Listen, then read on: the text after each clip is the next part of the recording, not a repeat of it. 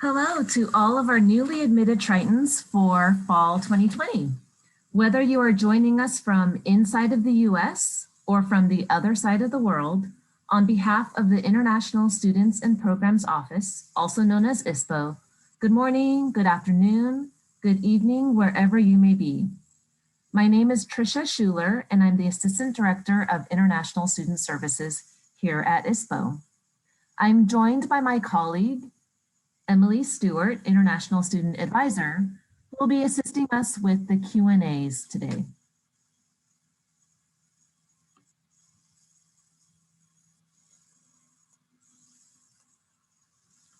A few housekeeping items before we begin. First of all, you are on listen-only mode. You can hear us, but we can't hear you. Next, we are recording.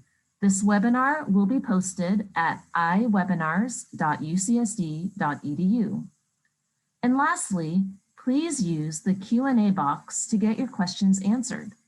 Even if we aren't able to answer them today through the Q&A, we will do our best to make sure that we provide answers by updating our coronavirus FAQ pages.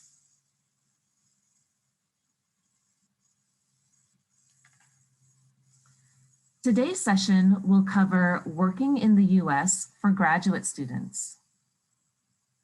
We will talk about employment eligibility for F1 and J1 students, working on and off campus during your academic program, working after you graduate, as well as provide you with resources related to employment eligibility and preparing for employment.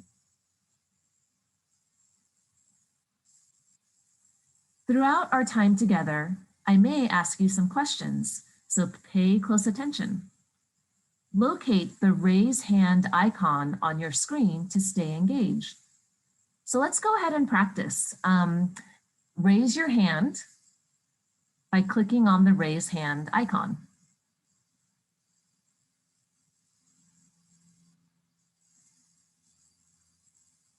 Great. Go ahead and lower your hands.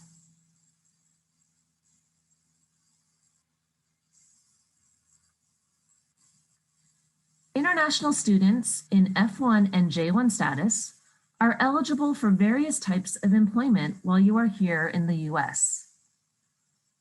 You may have employment authorization during your academic program, as well as after your academic program ends.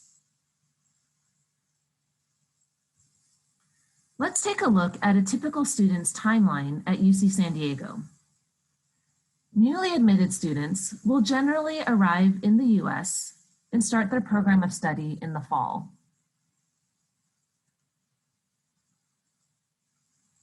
Once you arrive, you are immediately eligible for on-campus employment.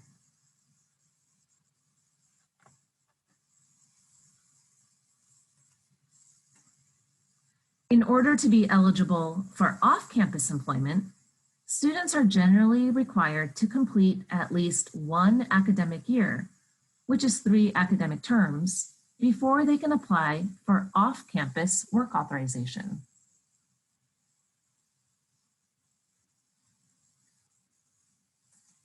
And finally, after you complete your program of study and graduate, you are eligible to apply for post-completion work authorization. So you can see this little graduation hat here, meaning that the student graduated in the fall term of 2021. And after that, they're eligible for post-completion work authorization. Let's talk about the various types of work authorization. It is important that you make sure that you are authorized to work before you start any employment. Some types of employment do not require authorization and are incidental to your F1 or J1 status. Some types of employment require authorization by ISPO. And some types of employment authorization are recommended by ISPO, but require the authorization by the US Citizenship and Immigration Services. Let's discuss these types of work authorizations in more detail. As an F1 or J1 student, you are eligible to work on campus.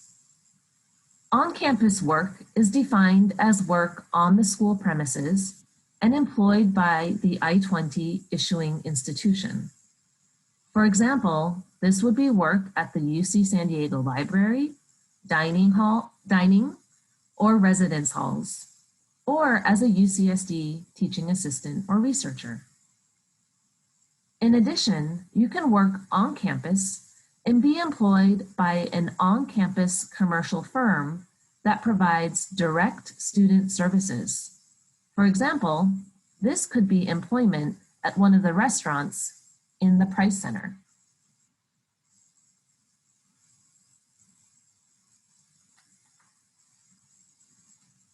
So what would you do?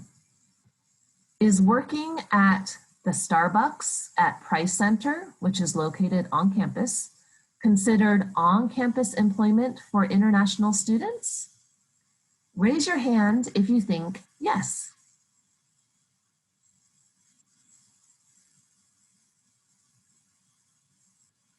Great, so I see many hands are raised.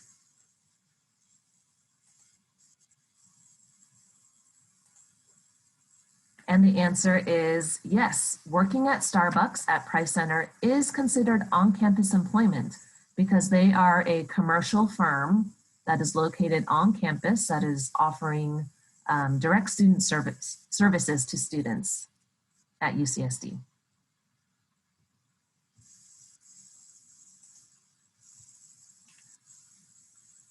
On-campus employment does not need to be related to your major program of study.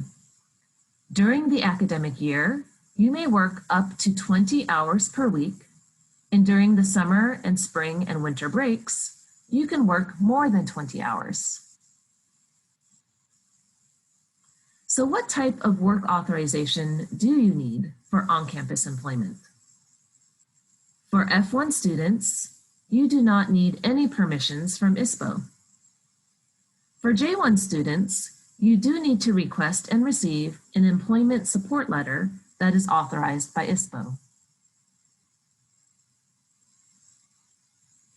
Any paid employment while you are here in the US requires you to apply for a Social Security number for US tax purposes.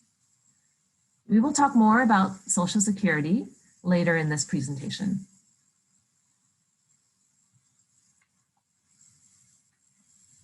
Now let's talk about on-campus employment during COVID-19.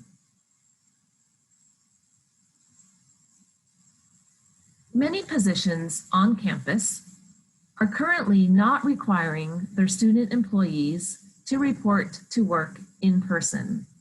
They are allowing their student employees to work remotely as long as their job responsibilities can be fulfilled online or remotely. So if you are physically here in the US, you are eligible for on-campus work and it can be done remotely.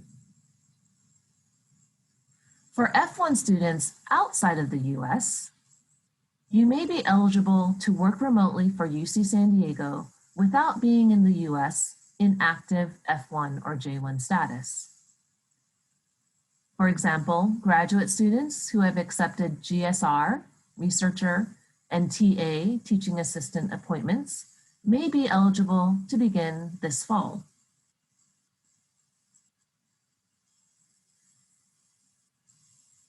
You will need to work closely with your hiring department regarding payment and compliance with any applicable tax laws.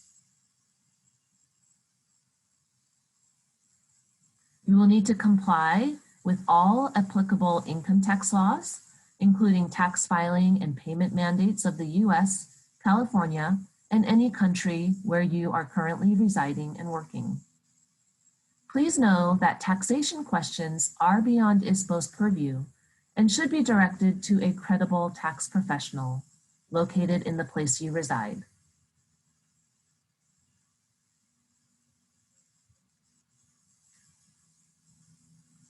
Now let's move on to off-campus employment.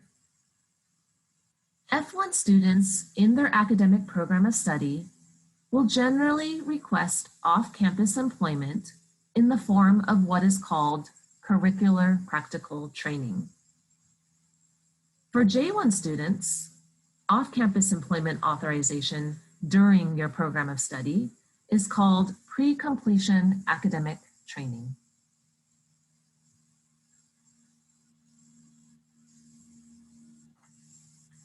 In order to be eligible for F1 curricular practical training, or CPT, you need to have first received an offer from your US employer. You must receive credit or be enrolled in a cooperative program, which is integral to your program of study. This means that you must be enrolled in a credit-bearing course. This is usually an internship course or a research course for graduate students. And because CPT is tied to your course credit, CPT is only authorized on a quarter-by-quarter basis. You must hold an active CVIS record, meaning the Form I-20 must have been activated or registered in CVIS. That is dependent on your physical arrival to the US. Also, in general, to be eligible for CPT, you must have met a 1 academic year requirement, meaning you must have completed at least 3 quarters on the same CVIS record before being eligible for CPT. But we'll talk a little bit more about this requirement for graduate students in a later slide. And your work must be directly related to your program of study. So your job responsibilities and duties must be directly related to your major. For J1 academic training eligibility, the same requirements apply as for F1 CPT. You must receive an offer from a US employer. You must be receiving credit for your program of study. You must hold an active CVIS record, which is based on your arrival in the US. And the one big difference is for J1 students, you are eligible for academic training after enrollment in 1 quarter. And of course, the work that you're doing must be directly related to your program of study.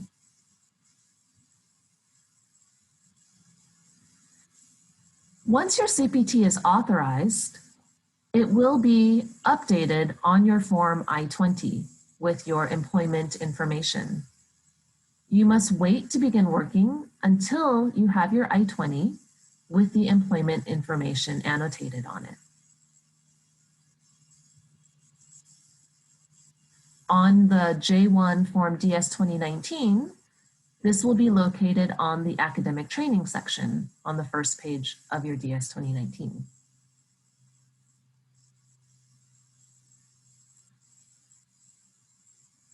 So let's take a look at this video.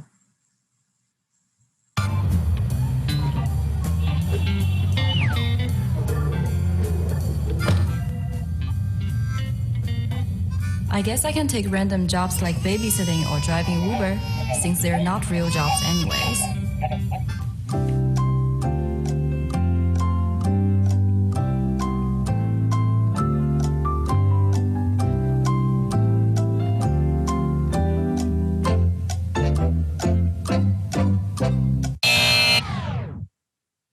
Okay, so good job. It looks like you all kept your hands down. Most of you kept your hands down, so that is false. So as we just discussed, if you are planning to work while you are a student, the job that you are doing must be directly related to your program of study, and you must be getting academic credit for it. Now let's talk about CPT eligibility during COVID-19.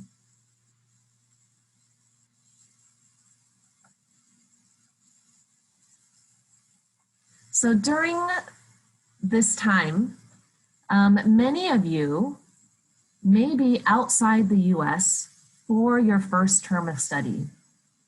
Some of you will be studying completely remote for the fall term and will not plan to arrive in the US until the winter term.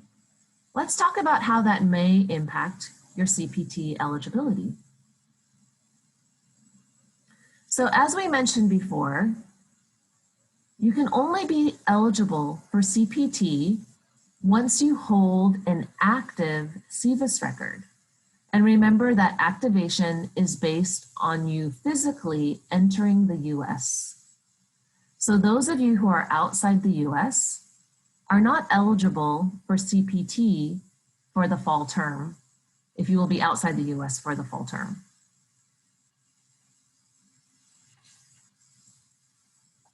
Now let's also talk about the 1 academic year requirement.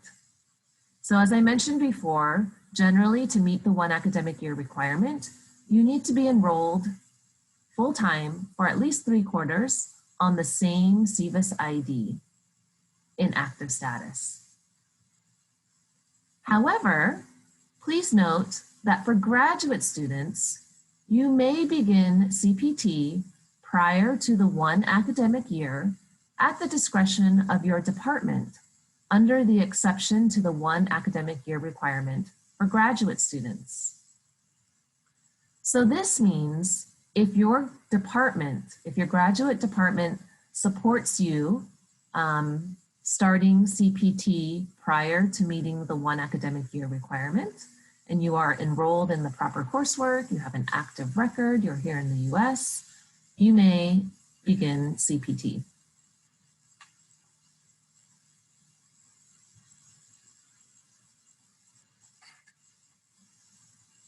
Let's talk a little bit more about meeting the 1 academic year requirement. For some of you who are already here in the US, you may have already begun accruing time toward the 1 academic year requirement, if any of the following applies to you. SEVIS transfer. You recently transferred your SEVIS record from another US institution to UC San Diego, and you will be starting your program in the fall in the US. Change of status students. If you were approved for a change of non-immigrant status to F1 and you are still currently here in the US and plan to continue in the fall. Also for those of you who changed your academic level, so you are starting a new higher program degree at UC San Diego.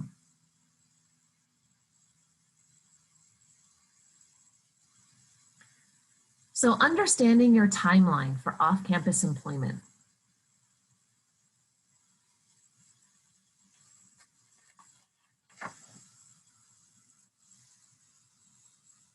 So in this example, you are a student starting your program in person this fall.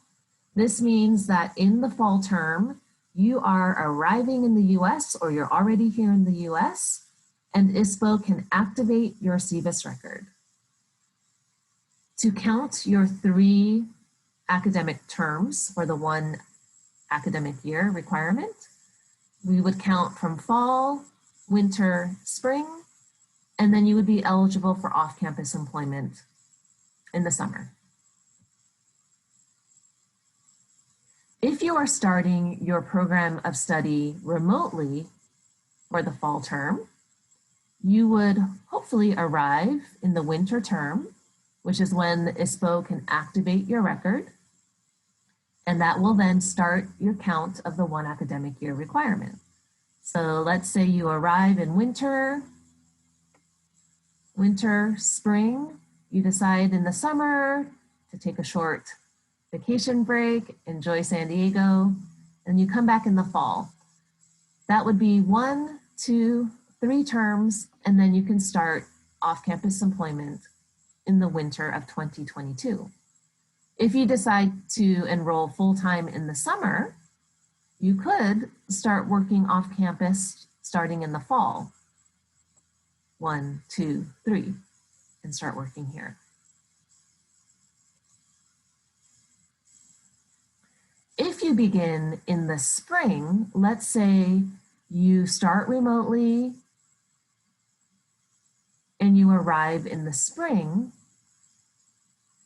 always remember that as a graduate student, you have the exception to the 1 academic year requirement at the discretion of your department. So even if you have not met the 1 academic year requirement, you could, with the support of your department, start off-campus employment earlier than the 1 academic year.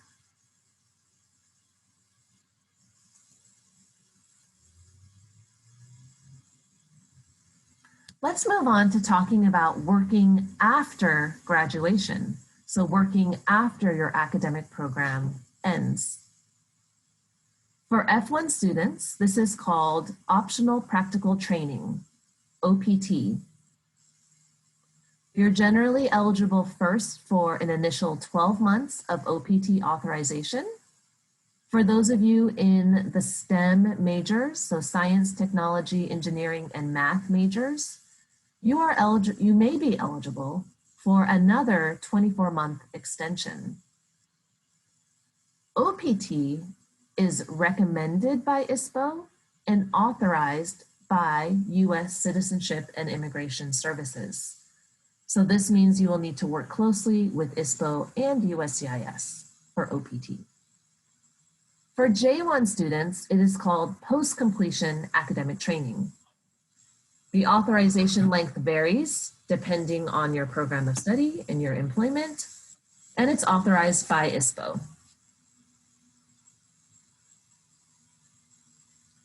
In order to be eligible for F1 optional practical training, you must be inside of the US at the time of filing. You must apply for OPT within the OPT application window, which is 90 days prior to your last day of enrollment and up to 60 days after. You must hold an active CBIS record. You must have met the 1 academic year requirement, and your work must be directly related to your program of study. For academic training, again, the same eligibility requirements. You must apply prior to, however, one important note for J1 academic training is that you must apply for your academic training prior to the program end date on your DS 2019. You must hold the active CBIS record. You must have been enrolled for at least 1 quarter before being eligible for academic training. And of course, your work has to be directly related to your program of study. And academic training, as I mentioned before, is just authorized by ISPO. Okay, so understanding your timeline for OPT. So let's say that you are starting your program in the fall.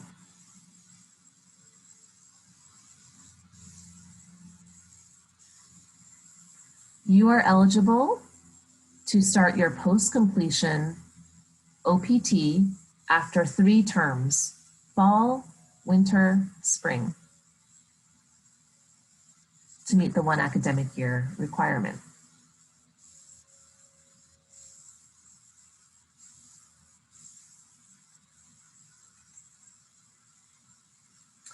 Okay, so let's look at this. What would you do?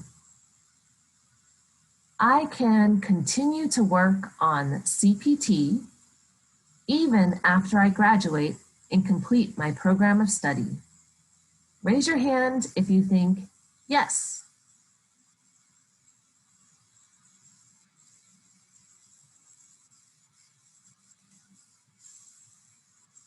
Okay, so looks like most of you have kept your hands down. That's great.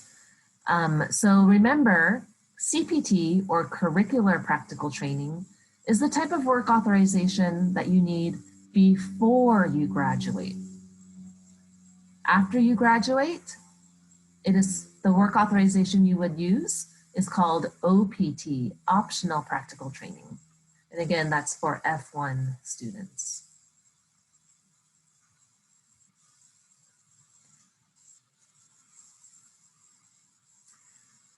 Now let's talk a little bit more about getting a social security number.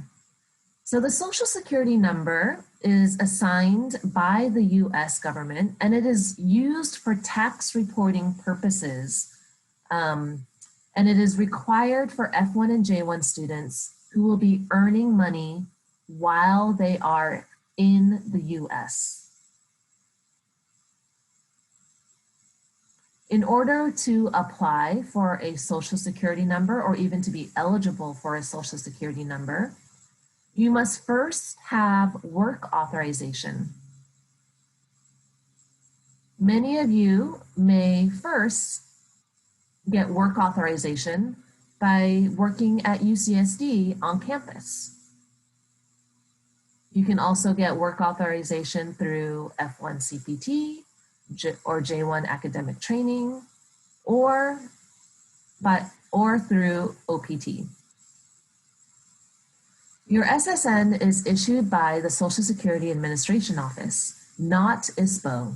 However, ISPO will provide you an SSN letter that you can submit in your application to the Social Security Administration Office. Please keep in mind that getting an SSN is not the same as obtaining work authorization. So remember, work authorization is the F1 CPT, J1 academic training, or F1 OPT. While your work authorization will eventually expire, your Social Security number is a unique number that is permanent and will not change. If you already have a Social Security number, then you do not need to apply for another one each time you obtain work authorization.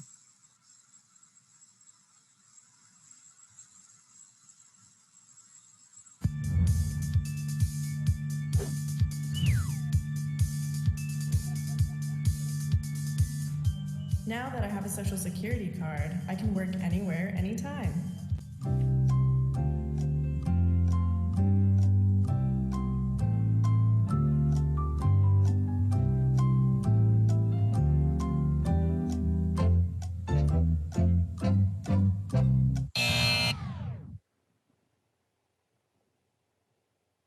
Okay, so good job. It looks like most of you kept your hands down. So yes, that is false. Remember, in order to work in the US, you must have the proper work authorization. Just having a Social Security number is not work authorization.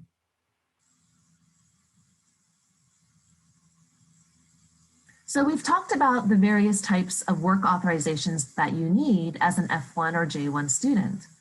But where do you start when you've just arrived in the US or you've been here for a little while, and now you want to know, how do I start looking for a job? Who do I need to go to if I have questions about employment? So of course, let's talk first about ISPO. So in order to request any of these types of employment authorizations, you would do it through ISPO's iPortal. And you should already be familiar with the iPortal. This is how you requested your I-20. This is how you will request really any service from ISPO, any document from ISPO. You can use iPortal to request support letters, apply for your SSN support letter, apply for CPT, academic training, or your OPT recommendation.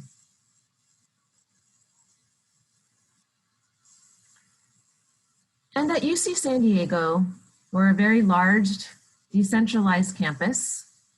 There are many resources available to you. You can always start with ISPO and we can direct you to the best resources. So of course you will be, as graduate students, you'll be in close contact with your department, the graduate division. Please also utilize the Career Center, career.ucsd.edu. And there are faculty and alumni networks here at UCSD so that you can utilize those resources. The Career Center at career.ucsd.edu has a lot of great resources on creating or updating your resume, creating cover letters, and you can even do virtual interviews with their career advisors. The Career Center website also has a portal of internship opportunities, on-campus student employment, work abroad, and advice for every field. Throughout the year, the Career Center will also conduct resource fairs and networking events for UC San Diego students. As I mentioned, they do have job search portals or tools. These are called Handshake, Going Global, which is specific for international students. And they have very good information about external job search portals.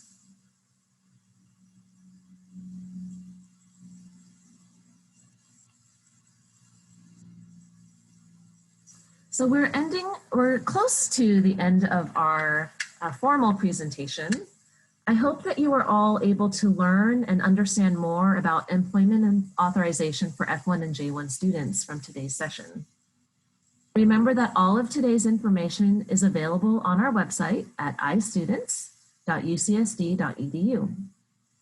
ISPO also provides updates to immigration regulations and reminders to help you understand your employment eligibility during and after your program on our Instagram and Facebook accounts. Another useful tool is the UC San Diego mobile app, which has helpful tools to help you navigate campus. Lastly, we do our best to remind you of regulatory updates, of course, through social media, as well as through ISPO's weekly iStudents newsletter that is sent to your UC San Diego email. Remember that it is up to you to stay up to date and check in with ISPO to verify your employment eligibility if you have any questions. We've now reached the end of your session and we're happy to answer any of your questions live. Please use the Q&A feature to submit your questions from today's presentation, and it looks like Emily has been busy answering some of those questions.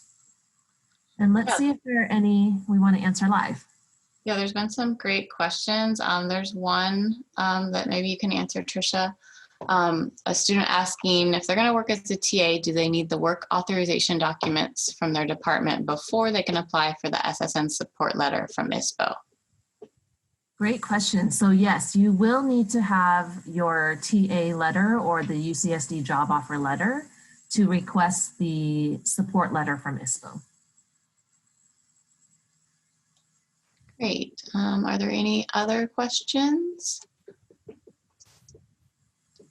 I know one that I answered for a student, but I might just say aloud for everyone too. Is a good question about whether or not they could do, so if they're like an engineering major, for example, can they do engineering research for an investment bank? And so I explained that, it doesn't necessarily matter where you're working, but the type of work you need to do needs to be related to your major. So a business major potentially could be a manager at McDonald's, but you can't be a cashier at McDonald's, that kind of thing. Did you have anything to add to that, Tricia? No, that's great. Okay, a couple more questions are coming in. For summer internship, do I need to be on campus during the spring? So in order to be eligible for CPT, you do have to have an active record. So if you have arrived in the spring so that we could activate your record, then you would be eligible for CPT from when your record is activated. Perfect. A kind of non-employment question. If I arrive in the US and stay at a friend's place for the first 2 weeks, do I have to update this on Triton Link for CVIS purposes? It is always best to update your address in Triton Link for wherever you are residing. So yes, if you are entering the US and let's say you're staying with your family friend or your friend for a couple weeks, use that address in Triton Link. So for 2 weeks, you'll have your friend's address. Once you move to your more permanent location, maybe here at UC San Diego on-campus housing or somewhere in the San Diego area, then you will update your address again in Triton Link. Every time that you update your address in Triton Link, we get that information so that we can update CVIS. Perfect. Okay, some more questions are coming in. One student wants to know if the process is any different for summer research internships at another university under a professor.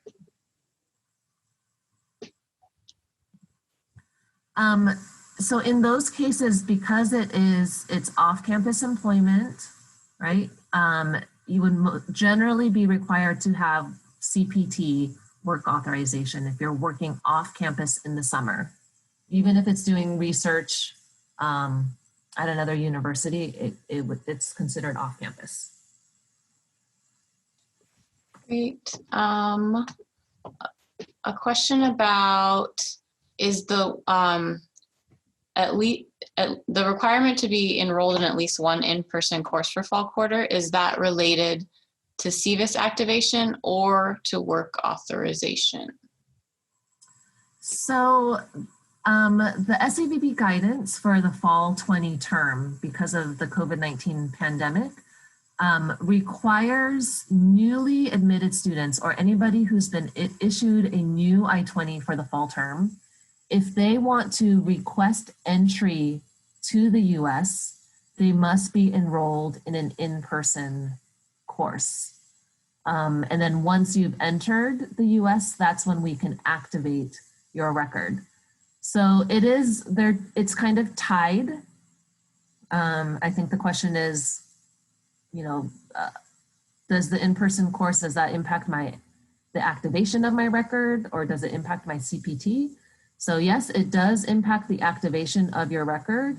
And once your record is activated, that is when the academic year starts counting for the CPT requirement. But again, remember that for graduate students, as long as your department supports you starting CPT before meeting the 1 academic year requirement, you can start your CPT earlier. Great. And then a question about how long does it take to get the SSN, and is there a deadline for employment as a TA, or I guess to get a TA position? I'm not sure what the deadlines are for TA positions. I think it depends on the department and the postings of those positions. The timeline for applying for an SSN, right now that's a difficult question to answer because of COVID-19. The Social Security Administration offices are not open in general to in-person appointments.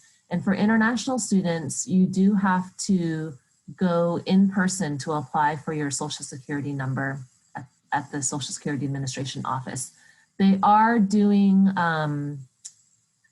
special in-person appointments for international students. And it really is just dependent on each office.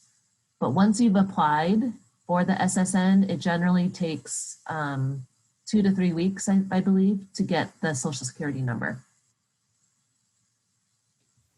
Okay, a follow-up question to the scenario of being an engineering major wanting to work in a financial or an investment bank. So they clarified that they are engineering major, but they want to use their knowledge to become a financial analyst in the field of engineering. and wanting to know if this would qualify for OPT or CPT.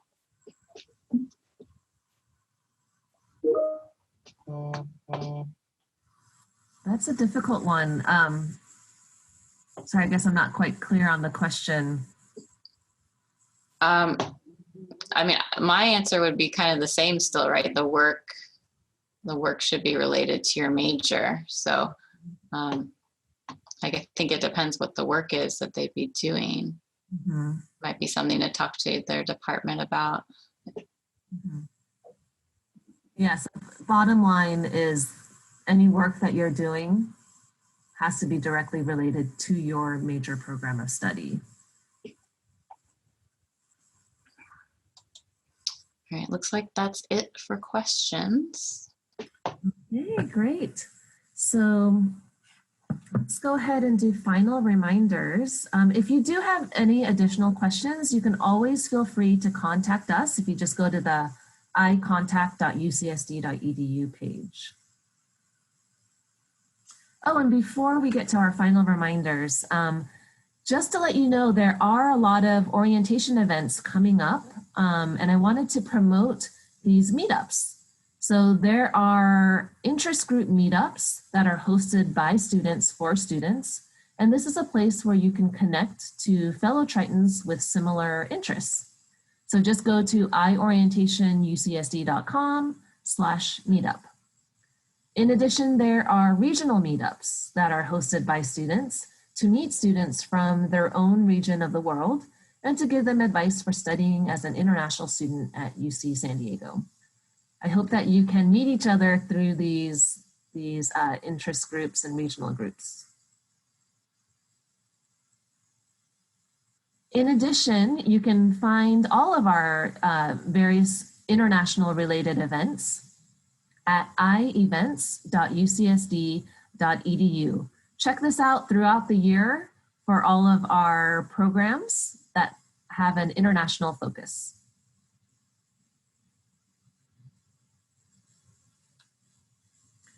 Before we say goodbye, a few reminders. Please continue to register for other orientation sessions by visiting iorientation.ucsd.edu. At the end of this session, you'll get an email with a survey. Please fill it out and let us know how we can better serve you. Stay up to date by visiting iupdates.ucsd.edu and by checking your UC San Diego email for weekly ISPO newsletters. And lastly, you can always contact us at icontact.ucsd.edu and follow us on social media. Thank you all for attending today's session. And again, whether you are joining us from inside of the US or from the other side of the world, on behalf of the International Students and Programs Office here at UC San Diego, enjoy the rest of your afternoon, evening, or morning. Have a great fall quarter, and we'll see you all at our next orientation session.